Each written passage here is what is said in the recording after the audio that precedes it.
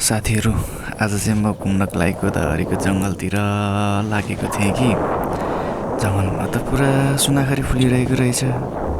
यसो हेरेको लोभ लाग्यो अनि बाइक रोकेर चढ्न थालेँ, निकाल्न थालेँ। निकालिसकेपछि अब डर लाग्यो कसरी लाने। अनि मैले रेनकोटमा पोको पारेर लुकाएर लाने निर्णय गरेँ। अनि रेनकोटमा पोको पारेपछि मैले लेघाटमा झुन्डाएँ।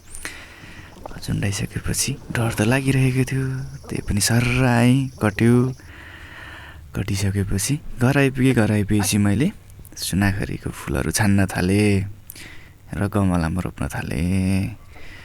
अनि गमलामा रोपिसकेपछि चाहिँ अनि अब कस्तो हुँदो रहेछ। अनि पानीमा पनि मैले यसो रोप्ने ट्राई गरेँ।